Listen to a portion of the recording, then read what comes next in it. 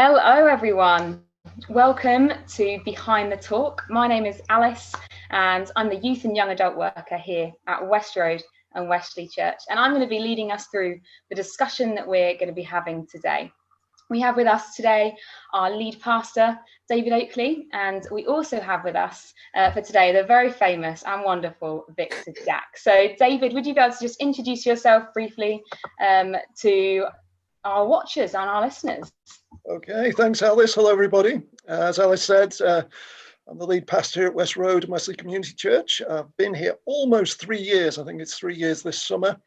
So still trying to learn how to become a Suffolk boy, because that's where West Road's based, in Bury St Edmunds, Suffolk. I'm married to Kerry and I've got 2 teenage boys and somehow just about hanging in there during lockdown. So great to be with you today. That's great. And Victor, could you explain a little bit about who you are as well?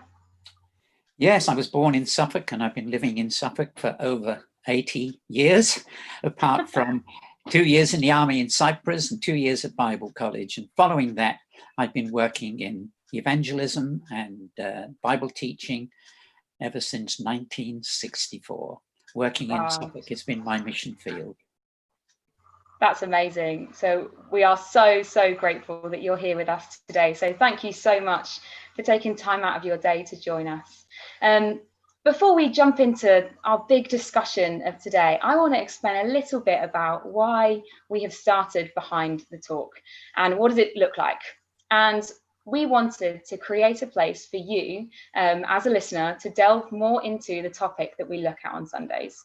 And we know that sometimes when you tune into a talk, you can come away with more questions than answers sometimes, but this is a chance for you to listen, to learn, and hear more from our speaker, the person who gave the talk during the day. And of course, today we have Victor joining us to share his wisdom with us. So if you have any questions, I am going to be jumping between my Zoom screen, but also from the YouTube.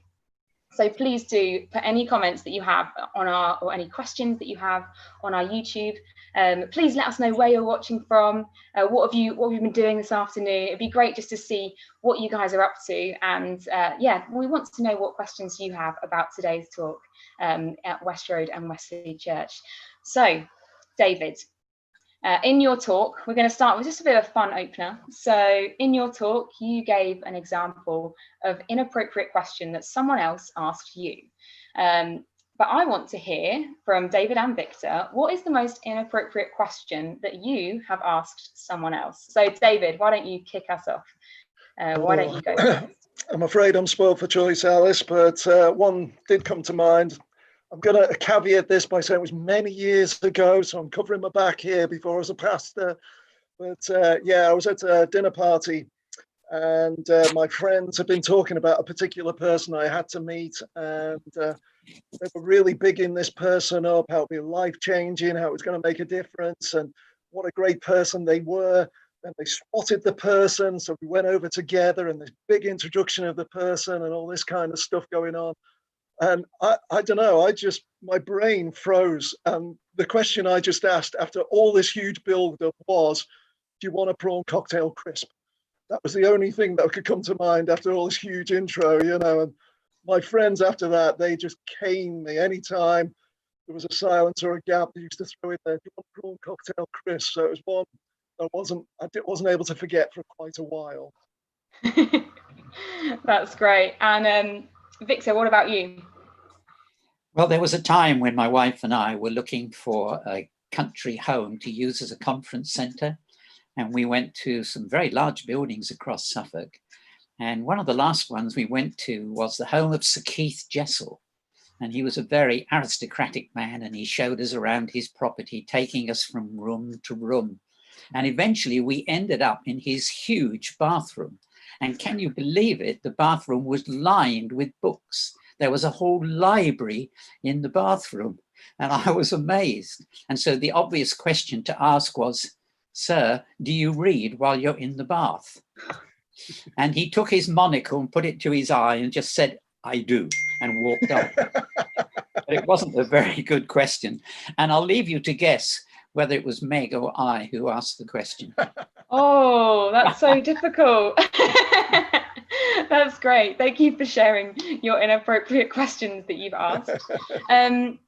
So, David, we heard your talk today. Some people may have not heard your talk, and so it would be great to have a 2-minute review. So I'm going to put a timer on, and you're going to have 2 minutes to review your talk. So go for it. Share what did you say? Okay, well, we're in the middle of a series called Huge Words for a Hurting World, and we're just looking at some of these often we call Bible words or Christian words that you perhaps use in church and don't use so much outside of church, and often because they're biblical words are such great depth of meaning that can help transform our thinking, transform our lives, that leads to having an impact and being more helpful. And today's word was redemption, and we kind of looked at it from the angle of greatness, because where we get this vivid picture of redemption, Jesus talks in Mark chapter 10 about offering his life as a ransom for many, as a substitute for many, sacrificing himself so he could set others free. And that's a beautiful picture, if you like, an example of redemption, paying a price to liberate somebody. So we looked around that, in particular, this question of greatness, because these disciples, these followers of Jesus, they wanted a place of glory, to be enthroned. They wanted all this. And Jesus said, you know what? If you really want to be great, you need to serve. You need to serve and give yourself away. So it's not about grabbing, it's about giving. And we kind of had a look at that in terms of questions to ask, how you endure, and Jesus being the great role model and example for us to follow in terms of redemption, giving ourselves away to release others. Is that all right for 2 minutes? Yeah, I think you're bang on 2 minutes, so very impressive. All that radio work is coming back, you see, it's good. It's good. That's great, thank you. So you talk about greatness quite a lot. I guess one of the questions that I had was, what really is greatness? What does it look like in society? And then also, how does it look in our Christian faith? Maybe Victor, what do you think? Well, I think it would be true to say that in our society today, greatness is all about what you have achieved, what you possess, and what your status in society is. In other words, the size of the house you live in, the size of the car you drive, and the significance of the work you do. And if you happen to be a celebrity, it's all about how many followers you have, how much money you earn. But greatness in the Christian faith is so different. Jesus actually said on one occasion, watch out for greed, because a person's life does not consist in the amount of possessions that he has. And it's so easy to think life is all about being great in the sense of having huge influence and huge possessions, a great property, and so on. But the material things that we all crave for in order to give the impression that we're great are subject to what we might call the law of diminishing returns. The more you have, the more you want, and the more you get, the less you enjoy what you've got. As somebody said to me once, you never see a hearse pulling a trailer. And it's interesting because the Bible says we brought nothing into the world and we take nothing out. So all that greatness that we think of in the current world is of little value. And there was a time in the experience of the disciples when they were debating which of them was the greatest. And Jesus asked a significant question. He said, who is the greatest? Is it the one who sits at the table, or is it the one who serves? And he then said, is it not the one who sits at the table? And we think that way because all the dignitaries are around the table having a famous buffet lunch. But then there are the people who serve that we think are of less importance.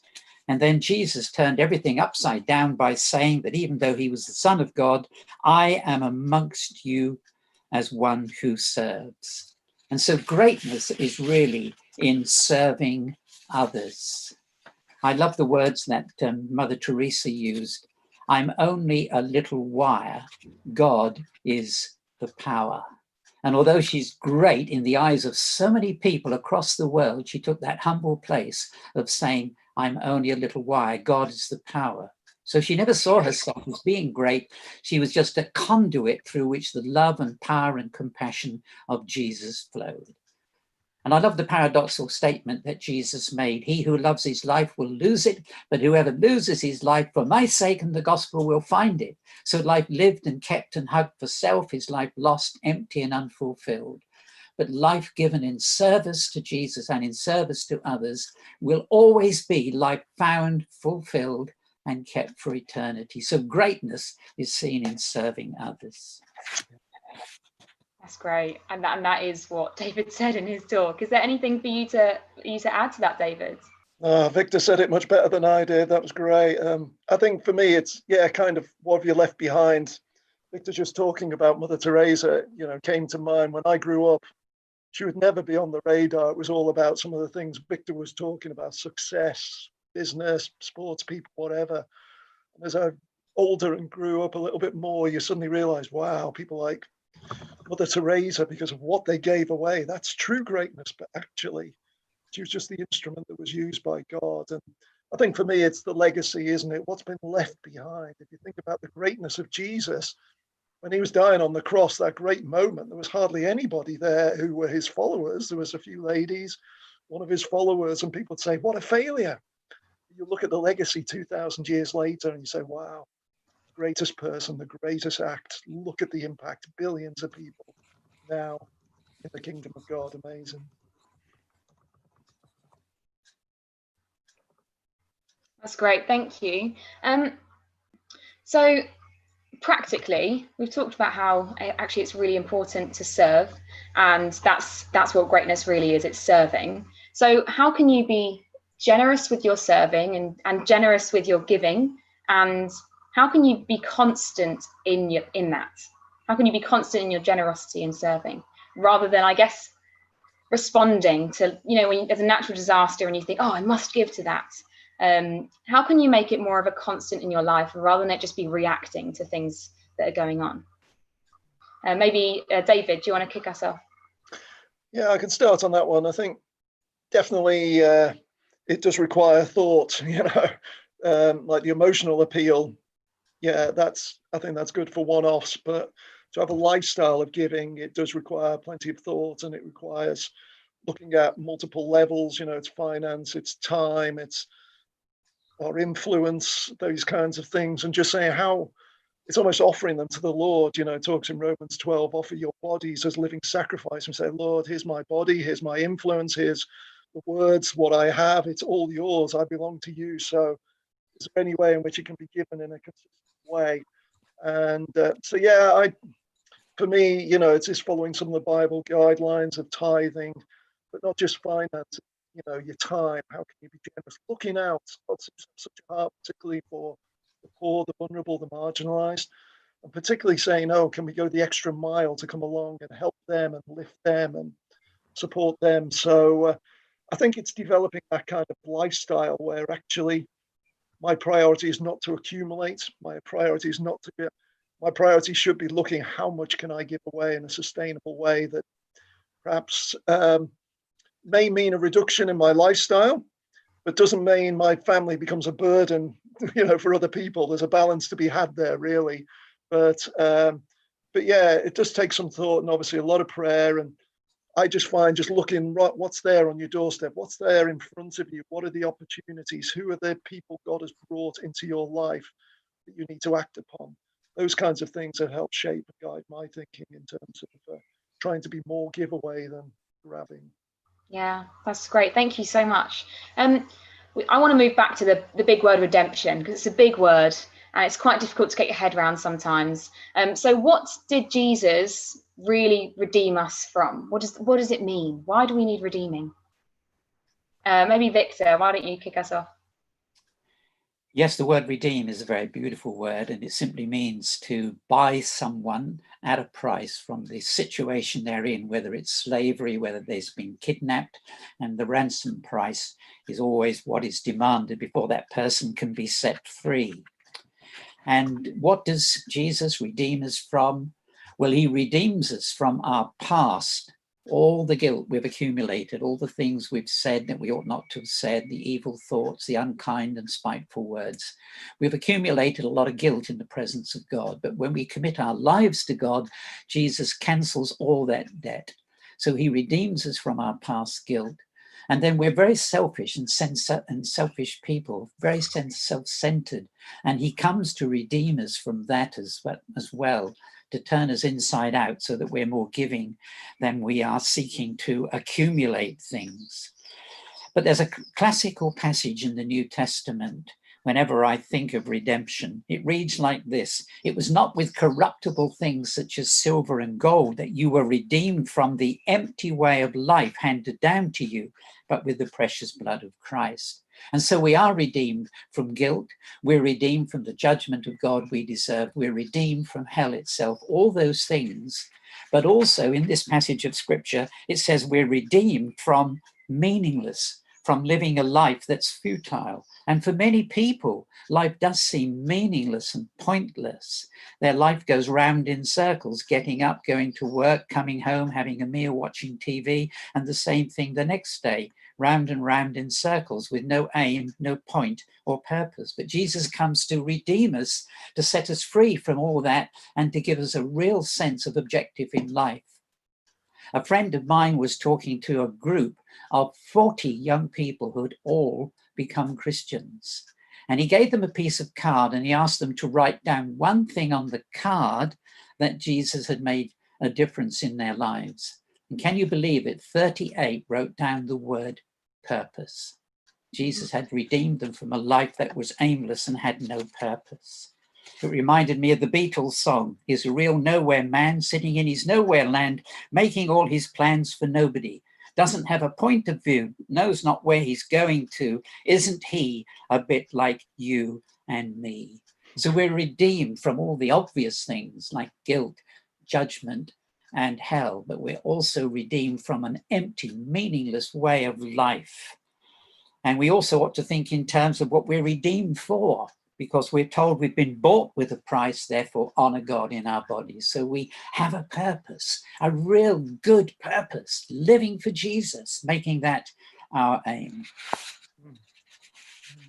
Wow, thank you. That's amazing. Such a great answer. I guess, so why does that matter? Why does it matter if we mess up, if we lie, if we cheat, if we steal, if we have bad thoughts or we say anything like that? Why does it really matter?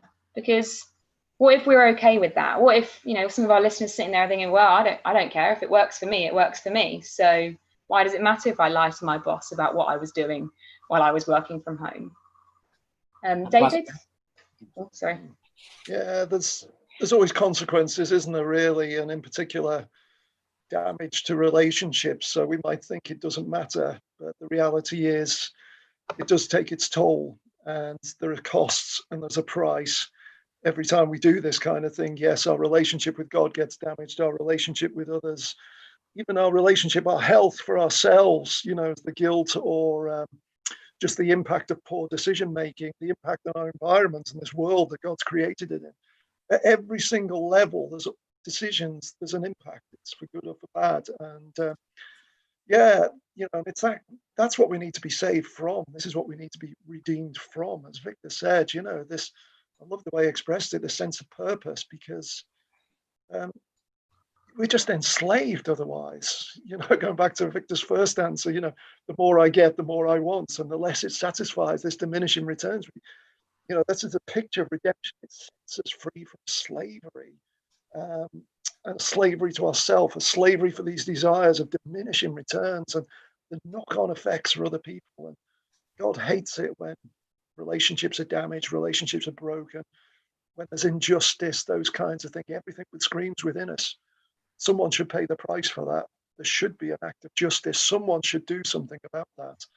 And in a way, this is what redemption is about. Thank you. So I'm going to jump ahead to another question, just because you mentioned the word slave again. And actually in your talk, you mentioned how Jesus called us not just to be a servant, but to be slaves. What does this really mean in our world right now? How about Victor? Okay. Well, I think we have to recognize at the time of Jesus in the Roman Empire, slavery was a fact of life. And the fate of a slave really depended on the temperament and character of his master.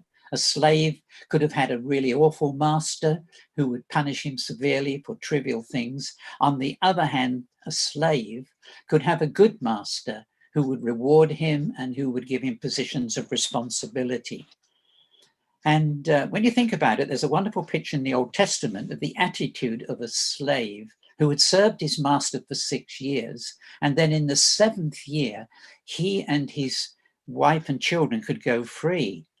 But if in the 7th year he says, I love my master and my wife and my children, and I don't want to go free, then his master would take him to a doorpost, and with an awl, he would bore a hole in the lobe of his ear. And then that would be a sign that he would serve his master for his life. And so he was a slave, yes, but he had a good master, and he wanted to commit himself to that master for the rest of his life, because that wasn't a bondage for him, because he found freedom and pleasure in serving him. And his commitment was marked for life with the hole in his ear. And as Christians, we have a wonderful master, Jesus himself. He laid down his life for us. And in response to that life and that love, we commit our lives to him because we love him and we want to serve him for the rest of our lives. And we do that freely and we do it joyfully. And we commit ourselves to him as his servants, as his slaves, if you like, in baptism. That's the physical sign for us. And you see, if we're not serving Jesus, we will be serving someone else. If we're not a slave to Jesus, we'll become a slave to our own passions. Bob Dylan was one of the most popular and controversial singers of his day, but one of his songs gives us a real insight to human nature. And he has a song which says, you've got to be a slave to somebody. I quite like to read it. You may be an ambassador to England or France. You may like to gamble. You may like to dance. You may be the heavy life champion of the world. And you may be a socialite with a long string of pearls, but you're going to have to serve somebody. Yes, indeed, you're going to have to serve somebody. Well, it may be the devil or it may be the Lord, but you're going to have to serve somebody. You may be a preacher with your spiritual pride. You may be a city councillor taking bribes on the side. You may be working in a barber's shop and know how to cut hair. You may be somebody's mistress or somebody's hair, but you've got to serve somebody. Yes, indeed, you're going to have to serve somebody. Well, it may be the devil or it may be the Lord, but you're going to have to serve somebody. I have served Jesus for over 65 years. You could say I've been his slave, but it's been freedom, it's been joy, and it's given me such pleasure. Oh, thank you. We've actually had a question come in just now on our church online. So the question is, society values people who are kind to others and charitable. So how can we be sure our motives are heavenly rather than seeking enjoyment or approval from others? David, what do you think? I don't necessarily think the things are too mutually exclusive, because if we've been created and designed to belong to God and to follow the role model of Jesus, have been giveaway, and that there will be feedback, there will be comeback, there will be people who are appreciative of what you do. And I think the key thing is it's that relationship, as Victor just said, that sense in which, is this part of God's agenda? Am I doing it for God to get the glory, or is it all about me? And that, if you want to be great, as Jesus said, then you must serve, you must become the slave, you must, that kind of thing. There's no sense of which the disciples in Mark 10 were asking the question, can I have a nice throne? Can I have some glory here? If that kind of motive of where I'm glorified or whether I'm going to be some kind of benefit out of it, that's probably the question mark for you, rather than, is Jesus going to be glorified? Is my Father in heaven going to be really pleased with what I'm doing? Is this act going to liberate and help somebody else? Back to the Mother Teresa quote, I'm the little wire. I remember someone else told me, he said, David, do you know what? You're the oily rag that a mechanic happens to use every now and again. It's that imagery that Jesus is the one who's got the purpose and the plan. And we somehow just got to get on board with it. And he happens to use us to shine up a little thing. Great. But fundamentally, it can never be about us. It's always got about his glory and somehow benefiting others, not about us. So that's usually the question I ask if I'm tempted in that way. Is this going to look good for David? Or is it just that Jesus is going to be so pleased and someone else is really going to benefit? Thank you so much. Victor, have you got anything to add to that? No, I think David has said it all and said it really well. But motives, we always have to search our hearts, don't we? Why are we doing what we're doing? Because if we're looking for reward from men, Jesus tells us we'll get no reward from our Father in heaven. And we can so easily do things in order to gain favor with people, or to do things to be seen to be good in the eyes of other people. But our motivation has to be, we do what we do for the glory of God. And we have to search our motives all the time, because we all like to be liked. We like people to think well of us. And so we do things in order to please people. But our first priority is to do what we do to please God. Yeah, I think it's a really hard balance to get. I think it's something that we'll all just struggle with throughout all of our life, because, yeah, it's that we want to be liked. Everyone wants to be liked. But we also want to do things for the right reasons. Oh, that's such a difficult question. Yeah, I think it's something I'm going to battle with for the rest of my life, for sure. Yeah. Okay. So another question that I had, going back to your talk, in the final part of your talk, David, you spoke about role models, and you spoke about how Jesus is the perfect role model for greatness. And I want to know who apart from Jesus, who would be the role models for you in life, and why would you have them? Why are they? Yeah, I think it's changed over the years. Like growing up, it was always sports people, because I was bonkers about sport, so be a cricketer, a footballer, or something like that. But during my late teens, early 20s, I realized that, God had brought role models right onto my doorstep. So, I remember a Sunday school teacher, youth leader called Rob. He was a great runner. He opened up his home, he opened up his life to us. And as teenage boys, it was just somebody who loved sport, but he loved Jesus, and just giving time to people you start to see started to change my thinking a little bit. And so really since then, to be honest, I've tried to surround myself with multiple role models, because a little bit like I said in the talk, any human role model is flawed and will fail and are not perfect.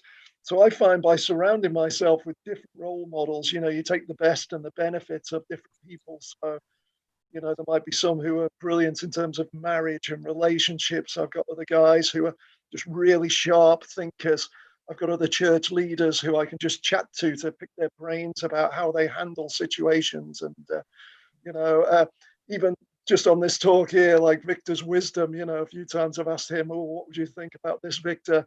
Or Alice, even though you're half my age and some, the way you handle and treat young people and deal with them, to me, it's inspiring. And think, wow, I can learn of you and the way you're interacting with people. I think it's great. So for me, it's opening our eyes to see the people God has surrounded us with. Think, wow, we can learn something off all sorts of people on our doorstep, I think. Thank you. What about you, Victor? Is there anyone that stands out for you as your role model? Yes, I could list quite a few, but can I just list 3 that have helped me in 3 different areas of my life? When it comes to Bible teaching, it's been John Stott. He's such a wonderful expositor, and he really rightly divides the word of truth, to use an expression that the Apostle Paul uses. And he was such a gracious man, and I worked with him on 1 or 2 committees, and he really was such a support in helping me to think biblically, Christianly, and also contemporarily, so that you root scripture in your current culture. And I remember when he was speaking at the 10th anniversary of the New International Version. And afterwards, I went up to him and I thanked him for the example he'd been to me, and what a model he had been to me in helping me to rightly divide God's word and understand it. And he just looked at me and he said, Victor, I think you'd better stop. I'm not worthy of that. And the utter humility of his whole demeanor was something that touched me very deeply. I think when it comes to the world of apologetics, I have 2 heroes, if you like, 2 people who I've always looked up to and admired. The first is Rabbi Zacharias. And when I first heard Rabbi, I was blown away. This man's intellect, this man's powers of oratory were absolutely amazing. And he could stand on a platform and debate with atheists, scientists, evolutionists, anybody. And he could hold a huge number of students in the palm of his hands as he was talking. And he and John Lennox have helped me so much to think carefully through the questions that people ask. And I've gained so much from them. And I think the third one, when it comes to world mission, I think of George Verwer. His passion and vision for world mission is absolutely amazing. I was brought up in a tiny little country chapel, just like you were, to begin with. And, you know, that was our immediate environment. But when I met George, I'd never met anybody like him. His passion for the world and his vision and the things that he launched and the number of young people that he motivated to serve God across the world runs into hundreds of thousands. So I thank God for those three people, but my main inspiration is Jesus. That's great. Thank you for sharing. I'm just going to ask one last question. Now, this question isn't necessarily related to the talk that you gave, but actually I think it's really important that we talk about this as a church, because I think it's really, really important. And so what I want to ask is, you know, with everything going on in the news right now, we are seeing so much injustice that's being played out, and the Black Lives Matter movement has just taken off, and it's been amazing to see the protests and everything that's been going on with that. And I've been personally horrified, and I've actually had nightmares from some of the videos that I've seen of how people have been treated, just because I've never seen anything like that before that's not on a film. And it's naive of me. And I want to know, what can we as a church in Bury St Edmunds, how can we respond as a church and as a people to the Black Lives Matter movement? So David, why don't you kick us off? Yeah, it's been such a dreadful few weeks, really, watching some of the things, as you said. I think it's multi-level, to be honest, Alice. No simple solution as such. First of all, as the senior pastor of the church, someone who preaches a lot of the time, you know, I do have to declare that it was sin. You know, racism is sin. You know, I can't wash it. There's no justification at all. Everything about God's plans, you know, heaven is going to be filled with people from every ethnic background, every race, the equality that's in Christ, you know, so we rightly should be angry at these things and the evil, especially when it's demonstrated with someone kneeling on someone's neck for 8 minutes, 46 seconds. You know, it's horrific. It is horrific. And so I think the first thing, you know, as someone in my position with my platform, I can't compromise on saying this is evil and it's not of God at all. So I think, you know, straight away to make that declaration, but then there's layers below that, I think, as well. At the end of the day, I'm a white guy living in Suffolk. We've probably got one of the least ethnically diverse areas in Britain, here in Suffolk. Very few people of Black origin or ethnic minorities, Asian, etc., compared to the vast white. So it can feel like, oh, it's over there, but there surely must be something we can do, particularly if we're thinking about the sense of being generous, being given, sacrificing ourselves. So if I have white privilege in some way, what can be done to help people who don't enjoy that privilege? You know, can we invest in some Black issue movement, financially, time, expertise? Can we spend time to try and understand and grasp what the real issues are? Can we pray? Can we be prophetic? You know, advocacy as well. I know we have stepped up once or twice as a church with particular situations on behalf of certain people of colour. And speak with a voice that they didn't have. So I hope that would continue. So yeah, for me, it's multi-layered really. And yeah, definitely want to carry on a conversation and learn how we can be more effective. Thank you. Have you got anything to add, Victor? Yeah, I just think it's absolutely amazing how the death of George Floyd has been the spark that's ignited all these protests and has fueled so much hatred and animosity. And his final words, "I can't breathe," you know, are going to stay with me, I think, forever. It's a slogan that's touched people all over the world. So how can we respond? I think, firstly, we must accept that we're all made in the image of God and that we're all on the same platform. God values us all equally, irrespective of race, religion, class, or creed. We all have equal value in the sight of God. That's the first thing we must accept. It's a message we must convey. And secondly, we must pray. We must give ourselves to prayer. More things are wrought by prayer than this world dreams of, we often quote. And throughout history, where there's been terrible injustice, cruelty, and oppression, the church has got together to pray. And right through the Old Testament, there were times when God answered the cries of his people. And so from the top, right from Justin Welby, right through all the ministers, right to us as Christians, we need to pray. And thirdly, I think it's important whenever we meet coloured people to talk to them and tell them that we value them and love them and make really good friendships with them. And fourthly, I think as individuals, we've got to do all we can to discourage all forms of racial discrimination, because people do get very negative and become heated in discussion. But at the moment, I'm concerned that we might see a backlash because of all the protests and all the thuggery that's going on with it, that we might find that the white people begin to rise up and we get even greater divisions. But one of my heroes, again, if I may just interject with this, is Martin Luther King. Do you remember his famous speech? He said, "I have a dream. I have a dream that my 4 little children will one day live in a nation where they will not be judged by the color of their skin, by the content of their character." And he went on to say in his great speech, "Hate begets hate, violence begets violence. We must meet the force of hate with the power of love. Our aim must never be to defeat or humiliate the white man, but to win his friendship and understanding. Violence breeds violence, adding deeper darkness to a night already devoid of stars. Hate cannot drive out hate. Only love can do that." And he said that 60 years ago. So what have we learned? Very little. As Santayana said, if we don't learn the lessons of history, we're doomed to repeat them. But I do think we have a great opportunity at the moment to redress the imbalance that's there. Yes, and I think it's really important for all of us, well, for the 3 of us, for me to recognise that I will never understand.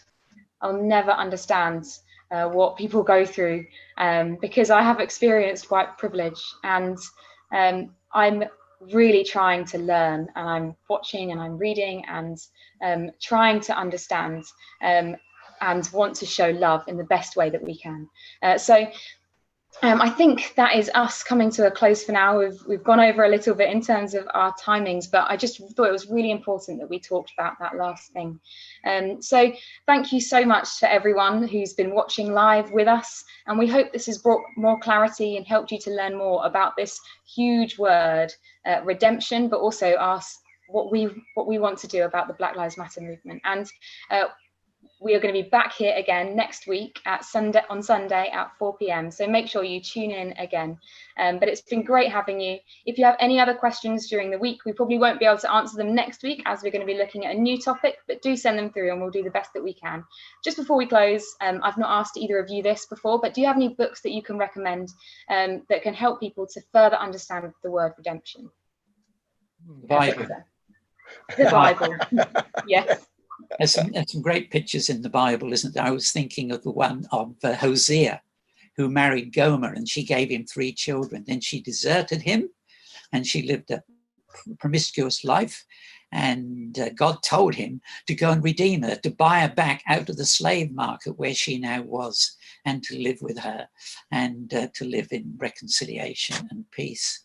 So the Bible's a great book. There are so many illustrations and stories that we can use. Off the top of my head, when it comes to the topic of redemption, I think any good book on theology would unpack it a bit more for you. Groon Wadham's book on theology is very good. Great, thank you. David, anything jump out at you in terms of books? No, Victor beat me to it there. Good theology book in the Bible. And I found 1 or 2 biographies can be helpful as well, just in terms of understanding how to give yourself away. So, you know, I grew up with Hudson Taylor, great missionary movements, George Muller, all these kind of biographies that, you know, people almost sacrificing. I think of Hudson Taylor in particular, the way he became incarnated into Chinese culture and the abuse he got from white people in that time. you know, sort of saying, what are you doing? You know, but there's a sense of identification with people in order to see God's goodness and the life of Christ be shared with people, you know. So I think just tapping into some real good quality biographies can be incredibly helpful in terms of unpacking in our day and age, or a picture of what it might look like to live a redeemed life as such. That's great. Thank you. And thank you everyone for joining us. We'll see you